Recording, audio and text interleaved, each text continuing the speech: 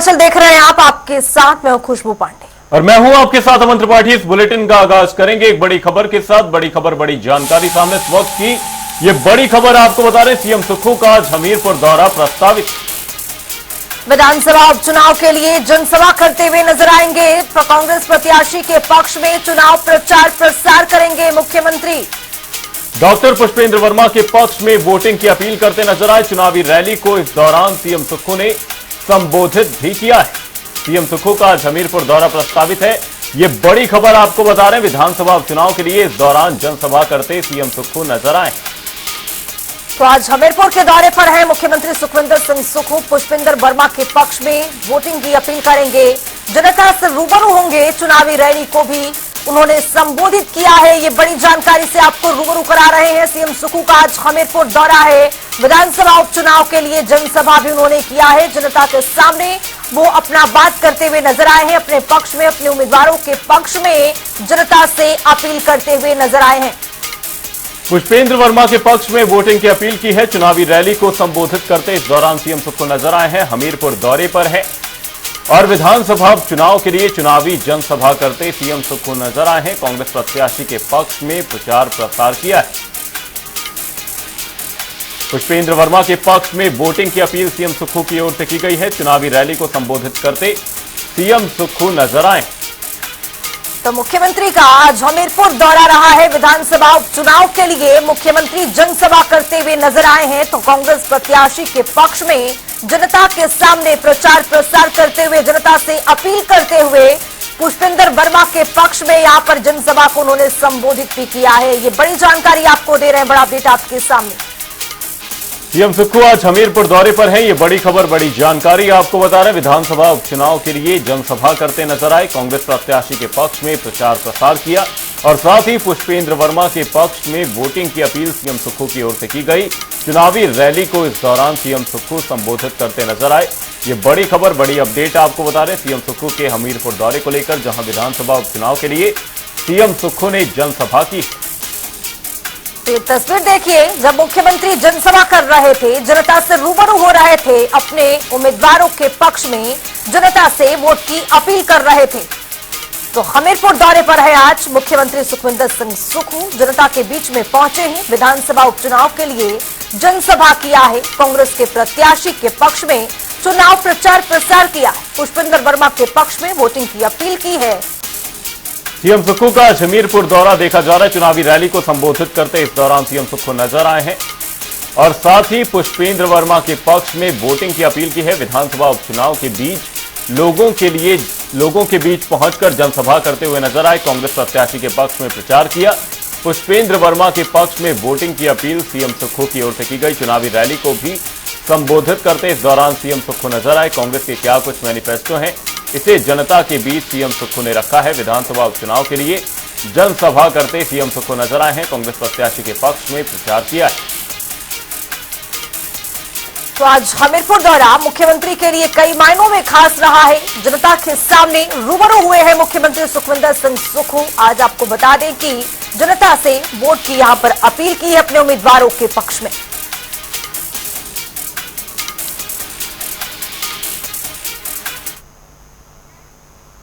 इसी बीच एक और बड़ी जानकारी सामने आ रही है, उसे भी आपको रूबरू कराएंगे। बड़ी जानकारी, मौसम विभाग की बारिश की चेतावनी जो थी वो फेल हो गई है। मौसम विभाग का गलत पूर्वानुमान टूरिज्म पर भारी पड़ गया है। 3 दिन के ऑरेंज अलर्ट में भारी बारिश नहीं हुई, जो कि अलर्ट मौसम विभाग की ओर से जारी किया गया था। पर्यटन कारोबार पर इस दौरान बड़ी मार पड़ती हुई नजर आई। होटलों की ऑक्यूपेंसी में गिरावट आई। ऑक्यूपेंसी 90% से घटकर 40% पर आ गिरी है। आपको बता दें कि मौसम की भविष्यवाणी यहां पर फेल होती हुई नजर आई है। तो वही आपको बता दें कि मौसम विभाग की भविष्यवाणी फेल होने से लगातार जिस तरह से टूरिज्म पर इफेक्ट हुआ है, 90% से घटकर ऑक्यूपेंसी 40% तक पहुंच गई है। देखिए, मानसून कुछ कमजोर दिशा में चला हुआ, अभी थोड़ा सा वीक फेज में है और अभी अगले 4 से 5 दिन में इसमें कुछ इम्प्रूवमेंट आएगी। रेनफॉल एक्टिविटी कुछ बढ़ेगी। उसका तात्पर्य ये नहीं है कि बहुत भारी बारिश होगी। ये जरूर है, कुछ जिलों में हैवी रेनफॉल हो सकता है और हैवी रेनफॉल से तात्पर्य है कि अगर जिले की हम बात करते हैं तो उस जिले में, पूरे जिले में इस तरह से नहीं होता है, क्योंकि जब भी हम अलर्ट्स को देते हैं, अगर मान लीजिए ऑरेंज अलर्ट है, येलो अलर्ट है, तो उस जिले का कुछ हिस्सा, जैसे हम आइसोलेटेड बोलते हैं, तो वो एक हमारी टर्मिनोलॉजी है, तो कुछ 25% एरिया में चांसेस हैं। तो इस तरह से आइसोलेटेड प्लेसेस पे हैवी रेनफॉल भी हो सकता है। लेकिन जैसे मैंने कहा कि पिछले कुछ दिनों से मानसून आने के बाद मानसून कुछ कमजोर था, उसका मुख्य कारण बे ऑफ बंगाल में मानसून का कमजोर होना रहा, और अभी भी खैर वो जो दिशा है और कंडीशंस है बे ऑफ बंगाल की, वो ठीक नहीं है। लेकिन ये है कि आने वाले दिनों में कुछ जो है हवाएं थोड़ी सी ठीक आ रही हैं, तो इम्प्रूवमेंट हो जाएगा। अगले 5 से 6 दिन कुछ रेनफॉल एक्टिविटी में बढ़ोतरी हो। इसी खबर पर तमाम जानकारी के साथ हमारे सहयोगी रॉबिन शर्मा हमारे साथ जुड़े हुए हैं। रॉबिन, आपसे जानना चाहेंगे, मौसम विभाग का पूर्वानुमान इस दौरान फेल होता हुआ नजर आया, साथ ही जो होटलों की ऑक्यूपेंसी थी उसमें गिरावट आई है, टूरिज्म पर एक बड़ी मार पड़ी है। किस तरीके से देखते हैं मौसम विभाग के इस पूर्वानुमान को, और क्या कुछ असर पड़ा है टूरिज्म इंडस्ट्री पर? देखिए, बिल्कुल हिमाचल प्रदेश में 27 जून को मानसून ने एंट्री की और इसी के साथ हिमाचल प्रदेश में बारिश का सिलसिला जारी हुआ, लेकिन जिस तरीके से बारिशें पहले हफ्ते में होनी चाहिए थी वैसी नहीं हुई। मौसम विज्ञान केंद्र की ओर से बीते 3 दिनों से लगातार हिमाचल प्रदेश में ऑरेंज अलर्ट जारी किया गया था। हालांकि ये जो ऑरेंज अलर्ट है ये आइसोलेटेड इलाकों के लिए था, यानी कि चुनिंदा इलाकों के लिए था, और आज भी हिमाचल प्रदेश में जो मौसम विज्ञान केंद्र की ओर से ऑरेंज अलर्ट जारी किया गया है। एक बार आप शिमला की तस्वीरें देखिए तो यहाँ पर जो है मौसम जो है वो धुंध छाई हुई है, विजिबिलिटी कम है, लेकिन इसके बावजूद बीच बीच में यहाँ पर धूप दिख रही है। सुबह के समय थोड़ी बारिश जरूर हुई, लेकिन ये जो बारिश है ये शाम में हो रही है, ऐसी नहीं है जिस प्रकार से ऑरेंज अलर्ट जारी किया गया था वैसी बारिश हिमाचल प्रदेश के ज्यादातर इलाकों में अभी देखने को नहीं मिल रही है। और इस बात पर जो मौसम विज्ञान केंद्र के निदेशक है उन्होंने भी स्पष्टता दी कि जो ये ऑरेंज अलर्ट है ये आइसोलेटेड इलाकों के लिए, यानी कुछ चुनिंदा इलाकों के लिए दिया गया था, और उसी का असर यहाँ पर देखने को भी मिल रहा है। लेकिन इसी के साथ जो दूसरा सबसे बड़ी इसकी मार है वो टूरिज्म इंडस्ट्री पर अब पड़ती हुई नजर आ रही है। और मौसम लगातार हिमाचल प्रदेश में जिस तरह का बना हुआ है, और खास तौर पर हमने जब पूछा तो होटल एसोसिएशन की तरफ से कहा गया है कि अभी फिलहाल 30 से 40% जो ऑक्यूपेंसी है वो होटलों में चल रही है। जुलाई के अंत तक 80 से 90%, यानी कि 70 से ऊपर चल रही थी। तो ऐसे में अब उनके लिए बहुत बड़ी समस्या हो गई है। हालांकि होटल एसोसिएशन का कहना है कि आने वाले दिनों में उन्हें उम्मीद है कि हिमाचल प्रदेश में पर्यटन है वो बढ़ेगा, लेकिन मौसम इस पर एक बड़ा खेल कर सकता है। इसके पीछे 2 बड़ी वजह निकल कर सामने आ रही है। एक जो वर्तमान में हिमाचल प्रदेश में मौसम बना हुआ है, और दूसरा कि प्लेन इलाकों में, खासतौर पर उत्तर भारत में जो समर वेकेशन चल रहे थे वो अब खत्म हो गए हैं। तो ऐसे में जो परिवार के साथ लोग हिमाचल पहुंच रहे थे, पहाड़ों का रुख कर रहे थे, अब उन्होंने पहाड़ों का आना बंद कर दिया है। तो ऐसे में इसकी जो सबसे ज्यादा मार है वो यहाँ के पर्यटन इंडस्ट्री, यानी कि पर्यटन कारोबार पर पड़ती हुई नजर आ रही है। तो दूसरी ओर मौसम विज्ञान केंद्र की ओर से कहा गया है कि आने वाले दिनों में, क्योंकि जिस तरह से जो मानसून है वो पहले बे ऑफ बंगाल में कमजोर पड़ा और अब उसका असर जिस तरह से हिमाचल में देखने को मिल रहा है, तो मौसम विज्ञान केंद्र का कहना है कि आने वाले दिनों में अगर हवाओं ने साथ दिया तो शिमला समेत जो हिमाचल प्रदेश है यहाँ पर बारिशें जो बढ़ सकती है। लेकिन जो मौसम विज्ञान केंद्र है वो पहले ही इस साल हिमाचल प्रदेश में मानसून के सामान्य और सामान्य से कम रहने का जो पूर्वानुमान है वो जता चुका है। तो ऐसे में उसी की ओर ये जो मानसून है ये बढ़ता हुआ नजर भी आ रहा है। रॉबिन, जिस तरह की आप जानकारी दे रहे थे कि यहाँ पर मौसम विज्ञान विभाग की ओर से ये कहा गया है कि कुछ सेंसिटिव इलाके में जो बारिश की यहाँ पर ऑरेंज अलर्ट जारी किया गया था, लेकिन अब क्या कुछ कहा जा रहा है, क्योंकि भारी यहाँ पर जो टूरिज्म है उसको लगातार हिमाचल में बढ़ावा दिया जाता है, लेकिन अब ऐसा देखा जा रहा है कि ऑरेंज अलर्ट से काफी गिरावट दर्ज की गई है। जी बिल्कुल, देखिए जिस तरह से पिछली साल जो तस्वीर सामने आई उसके बाद से लोगों में थोड़ा भय है, और बारिश में जिस तरह की तस्वीर सामने आती है तो लोग भी बारिशों में कम घूमना प्रेफर करते हैं, निकलना, घर से बाहर निकलना प्रेफर करते हैं। और जिस तरह से पिछली बार हिमाचल प्रदेश में हुआ तो उससे लोगों में डर और ज्यादा बढ़ गया है। लेकिन हिमाचल प्रदेश में जैसे ऑरेंज अलर्ट जारी किया गया है, आज मैं आपको बता दूं कि हिमाचल प्रदेश में मौसम विज्ञान केंद्र की ओर से 9 जिलों के कुछ इलाकों के लिए ऑरेंज अलर्ट जारी किया गया है। इस पर स्पष्टता देते हुए मौसम विज्ञान केंद्र से कहा गया था कि जब ऑरेंज अलर्ट जारी किया जाता है तो इसमें तकरीबन जिले का 25% हिस्सा शामिल होता है जहां पर अधिक बारिश की संभावना रहती है और उसी को लेकर ऑरेंज अलर्ट जारी किया जाता है। अब ऐसे में ये देखना होगा कि ये जो बारिश है इनका असर कहां कहां देखने को मिलता है, खासतौर पर उन इलाकों में जो पर्यटकों के लिए जो है फेवरेट डेस्टिनेशन है हिमाचल प्रदेश में, अगर उन इलाकों में बारिश होती है तो ये जो आमद है ये ऐसे ही घटी हुई रहने की जो है उम्मीद आने वाले दिनों में महसूस होती हुई नजर आ रही है। जी बहुत शुक्रिया रविंद्र शर्मा तमाम जानकारी साझा करने के लिए। तो आपको बता दें कि हिमाचल प्रदेश में ऑक्यूपेंसी बेहद कम हो गई है, लगातार ऑरेंज अलर्ट जारी किया गया था, लेकिन इसी बीच खबर ये सामने आ रही है कि ऑरेंज अलर्ट फिलहाल नहीं है और यहां पर ऑक्यूपेंसी में बढ़ावा हो सकता है। बुलेटिन में आगे बढ़ेंगे। कांग्रेस के प्रदेश प्रवक्ता कुशल जेठी ने नेता प्रतिपक्ष जयराम ठाकुर पर एक निशाना साधा है। उन्होंने कहा है कि जयराम ठाकुर बीजेपी के वरिष्ठ कार्यकर्ताओं को प्रताड़ित कर रहे हैं। वहीं उन्होंने कहा कि रमेश धवाला बीजेपी के वरिष्ठ नेता हैं, लेकिन जयराम ठाकुर रमेश धवाला की ओर से किए गए कार्यों को अनदेखा कर रहे हैं, जिसका खामियाजा उन्हें विधानसभा उपचुनावों में भुगतना होगा। ये रमेश धवाला जी वही है जिन्होंने 1998 में भारतीय जनता पार्टी की सरकार बनाई थी। 1998 से पहले हमेशा ढाइये का जो ठप्पा भारतीय जनता पार्टी के ऊपर लगा था कि 2.5 साल से तो भारतीय जनता पार्टी की सरकार नहीं चलती। 1998 में इसी रमेश धवाला को जब राजा वीरभद्र सिंह सरकार अपने साथ लेगी, उनको ओथ दिलाई। और मैं सल्यूट करता हूँ ऐसे वफादार आदमी को कि जिसने उस समय मंत्री पद छोड़कर भारतीय जनता पार्टी को समर्थन दिया। हालांकि इंडिपेंडेंट थे वो, भारतीय जनता पार्टी ने उनका टिकट काटा, वो इंडिपेंडेंट जीत गए, फिर भी उन्होंने कहा कि भारतीय जनता पार्टी का मैं वफादार सिपाही। उन्होंने भारतीय जनता पार्टी की 1998 में सरकार बनाई। उस धवाला को जो पिछले 5 साल जयराम ठाकुर ने जलालत की धवाला जी के साथ जो जलील उनको किया गया, वो उनकी आंखों से, कल मैंने एक इंटरव्यू देखा उनके, उसमें झलक पड़ा धवाला जी की आंखों से इंटरव्यू। मैं आपको याद करा दूं कि 2 बार के मंत्री और 1 बार के विधायक धवाला जी रहे। हम राजनीतिक क्षेत्र में अच्छे लोगों की कदर भी करनी चाहिए। धवाला जी एक ईमानदार आदमी राजनीति में रहे, आज तक मंत्री पद के ऊपर भी रहे 2 बार, लेकिन आज उनके ऊपर कोई भ्रष्टाचार का आरोप उनके ऊपर नहीं लगा। और कांग्रेस के लोग हम भी कहते हैं कि वो ईमानदार व्यक्ति राजनीति के अंदर है।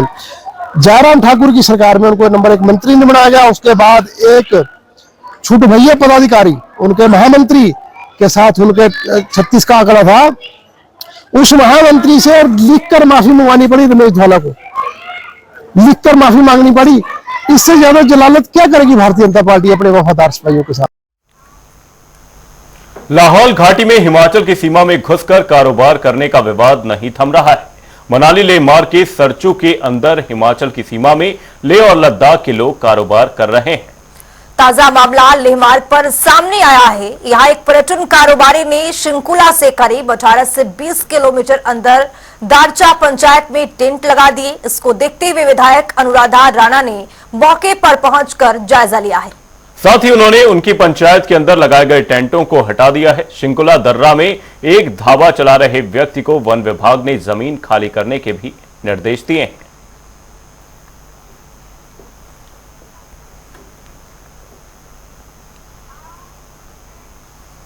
खबरों में आगे बढ़ेंगे। प्रदेश बीजेपी के मीडिया प्रभारी करण नंदा ने प्रदेश सरकार पर जमकर निशाना साधा है। उन्होंने कहा है कि मुख्यमंत्री केवल मंत्रिमंडल के मुख्यमंत्री बनकर रह गए और हिमाचल में भी मुख्यमंत्री मित्र और पत्नी का राज शुरू हो रहा है। मैंडेट खोया है तो वो कांग्रेस पार्टी ने खोया है। ये क्रम जो है ये राज्यसभा के चुनावों से शुरू हुआ, जब भारतीय जनता पार्टी ने अपने प्रत्याशी जो है हर्ष महाजन जी को दिया और इन्होंने एक राम विरोधी कैंडिडेट सिंघवी के नाम पे दिया। और उसके बाद जो इनके 6 विधायक हैं उन्होंने वोट दिखाकर, मैं कह रहा हूँ वोट दिखाकर, उन्होंने जो है मतदान पेटी में डाला। अवस्थी जी वहाँ खड़े थे और अवस्थी जी को दिखा के डाला। ये बहुत बड़ी बात है। इसमें साफ दिखाई देता है कि भारतीय जनता पार्टी में नहीं खोट है, खोट कांग्रेस में है। जहाँ कांग्रेस की पार्टी के अंदर जो है घुटन का माहौल था, वहाँ विधायकों के काम नहीं हो रहे थे, उनको समय नहीं दिया जा रहा था। और जिस विधायक के अपने घर क्षेत्र के, गृह क्षेत्र के 1 रुपए का काम नहीं हो, वो कितने समय तक एक पार्टी का साथ देगा। ये मुख्यमंत्री जो है केवल मात्र अपने मित्रों के मुख्यमंत्री है, मित्र मंडल के मुख्यमंत्री है। और केवल अब तो राज ये आ गया है कि मित्र, पत्नी और मुख्यमंत्री का राज हिमाचल प्रदेश में शुरू हो रहा है। लालू राबड़ी राज जो है इस प्रकार का यहाँ दिखाई दे रहा है। हमारा मानना है कि खोट कांग्रेस में है पर मंथने का प्रयास जो है केवल वो भारतीय जनता पार्टी के ऊपर कर रहे हैं। आवास एवं शहरी कार्य मंत्रालय ने के एक दल ने राजगढ़ का दौरा किया है। इस दल ने शहर के लिए अटल मिशन 2 के तहत निर्माणाधीन उठाऊ पेयजल योजना का निरीक्षण किया। इसी को लेकर अटल मिशन 2 के हिमाचल प्रदेश के नोडल अधिकारी राकेश चौसर ने जानकारी दी। उन्होंने बताया है कि टीम ने योजना निर्माण स्थल पर जाकर कार्यों का निरीक्षण किया है, जायजा लिया है। साथ ही दल के सदस्यों ने कार्य को प्राक्कलन के अनुरूप सही पाया है। राकेश चौसर, नोडल ऑफिसर अमृत, हिमाचल प्रदेश जल शक्ति विभाग। आज हमारे यहाँ पे ministry of housing and urban affair MoHUA से 2 मेंबर्स और CPHU central public health and environment engineering organisation, जो कि मिनिस्ट्री ऑफ अर्बन डेवलपमेंट की अपेक्स टेक्निकल बॉडी है, वहाँ से एक मेंबर यहाँ पे हिमाचल के विजिट पे आए हैं। और उनका मकसद ये है कि अमृत मिशन के तहत, अमृत 2 मिशन के तहत जो हिमाचल में प्रोजेक्ट स्वीकृत हुए हैं उनकी निगरानी रखना, उनके वस्तु स्थिति पता करना और जो 24/7 वाटर सप्लाई का कंपोनेंट है उसकी प्रिपेयरनेस, उसकी चेक करना और कोई टेक्निकल हेल्प चाहिए उसको प्रदान करना है। सोलन शहर में पानी की समस्या 3 महीनों से लगातार बनी हुई, जिसके चलते सोलन शहर वासी बेहद परेशान हैं। लेकिन इस समस्या का क्या कारण है? शहर वासियों को पीने का पानी क्यों नहीं मिल रहा? इस बात का खुलासा अभी नगर निगम के अधिकारियों को भी ठीक से नहीं हो पा रहा है। नगर निगम के कार्यकारी मेयर ने भी इस पर समस्या पर हैरानी जताई है और कहा है कि पानी की समस्या पहले भी शहर में आई है, लेकिन ये पहली बार है। कितने लंबे समय तक समस्या से शहर वासियों को परेशान होना पड़ रहा है? समस्या से 2-4 होना पड़ रहा है। पानी की समस्या तो है और इतनी लंबी समस्या आज तक मैंने भी कभी नहीं देखी कि मतलब 3 महीने हो गए कि हम सोलन की समस्या को सॉल्व नहीं कर पा रहे हैं। पानी की समस्या को शहर वासियों को पूरा पानी नहीं दे पा रहे हैं और 7-7, 8-8 दिन के बाद हम पानी दे रहे हैं।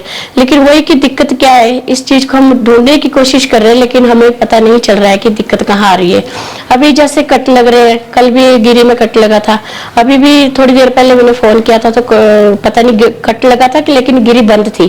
तो 11:30 बजे आज भी गिरी बंद हुई है, तो उसका बड़ा लॉस होता है हमें जब बंद गिरी हो जाती है। तो उसके बाद हमें जो हमारी लाइनें चल रही होती है वो एकदम से रुक जाती है। तो इस कारण बहुत सारे ऐसे कारण है जिस कारण के समस्या बढ़ती, लेकिन पानी की समस्या तो है और इतनी लंबी समस्या आज तक मैंने भी कभी नहीं देखी कि मतलब 3 महीने हो गए कि हम सोलन की समस्या को सॉल्व नहीं कर पा रहे हैं। पानी की समस्या को शहर वासियों को पूरा पानी नहीं दे पा रहे हैं और 7-7, 8-8 दिन के बाद हम पानी दे रहे हैं।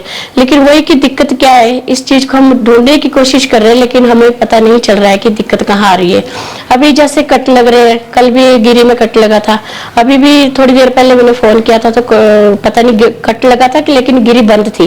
तो 11:30 बजे आज भी गिरी बंद हुई है, तो उसका बड़ा लॉस होता है हमें जब बंद गिरी हो जाती है। तो उसके बाद हमें जो हमारी लाइनें चल रही होती है वो एकदम से रुक जाती है। तो इस कारण बहुत सारे ऐसे कारण है जिस कारण के समस्या बढ़ती ही जा रही है। तो अब गिरी चली है, अब पानी का लेवल बढ़ेगा, उसके बाद फिर वही लाइनें हमारी शुरू हो जाएगी जो चल रही थी। अभी तक देखो मेरी जानकारी में गाद का तो आया नहीं इशू, लेकिन कट का इशू आ रहा है लगातार की कट वहां पे लग रहे हैं। तो इस कारण से जो है गिरी बंद हो रही है और उसी की वजह से ज्यादा समस्या हम लोगों को हो रही है।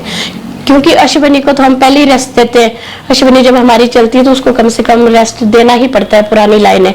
तो जब हमारी अश्विनी भी बंद हो जाती है, गिरी भी बंद हो जाती है, तो हमारी चलती चलती सप्लाई बंद हो जाती है। इसमें यह भी कहा है कि आपकी मानों को कह दीजिए कि कोई भी जो है स्विच बंद ना करे अपना, कम से कम पब्लिक को पता चले कि किसका पानी कम आना है।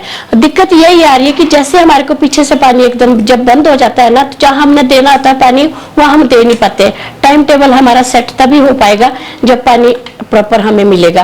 तो अभी यही है, जैसे अभी हमारा सनी साइड चला है, बीच में बंद हो गया, तब हो सकता है हमने रात को कहीं और देना होगा, अब नहीं दे पाएंगे, अब हमारा सनी साइड ही चलेगा। तो इस तरह से ये जो दिक्कत आ रही है डिस्ट्रीब्यूशन की, ये दिक्कत बहुत ज्यादा आ रही है। अब तो हम यही देख रहे हैं कि बस जैसे ही पानी आता है, जिस वार्ड में हमारे को लगता है कि आज 5 दिन हो गए, 6 दिन हो गए, तो उस वार्ड में देने की कोशिश रुक करेंगे एक बड़ी खबर की और बड़ी खबर, बड़ी जानकारी सामने। इस वक्त की बड़ी खबर आपको बता रहे, सीएम सुक्खू का बड़ा बयान सामने आया है। आजाद प्रत्याशियों ने पहली बार इस्तीफा दिया, सीएम सुक्खू ऐसा कहते हुए नजर आए। तो इस्तीफा देकर जनता को गुमराह किया है, जनता पर चुनाव का बोझ भी डाला गया है, ये मुख्यमंत्री की ओर से कहा गया है। मुख्यमंत्री की ओर से बयान सामने आया है। मुख्यमंत्री ने कहा है कि आजाद प्रत्याशियों ने पहली बार इस्तीफा दिया है। इस्तीफा देकर जनता को गुमराह किया गया है।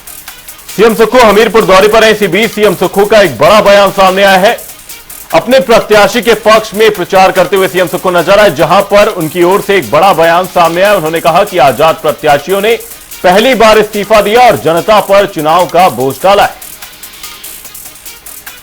तो मुख्यमंत्री सुखविंदर सिंह सुक्खू का एक बयान सामने आया है। ये बयान कई मायनों में खास भी रहने वाला है। मुख्यमंत्री की ओर से कहा गया है कि आजाद प्रत्याशियों ने पहली बार इस्तीफा दिया है। इस्तीफा देने के बाद गुमराह किया गया है जनता को। सीएम सुक्खू का यह बयान काफी तूल पकड़ता हुआ नजर आ रहा है। जनता पर चुनाव का बोझ डाला है, सीएम सुक्खू ऐसा कहते हुए नजर आए। सीएम सुक्खू का बड़ा बयान इसी बीच सामने आया। सीएम ने कहा कि आजाद प्रत्याशियों ने पहली बार इस्तीफा दिया है, वहीं इस्तीफा देकर जनता को गुमराह किया और चुनाव का बोझ डाला है।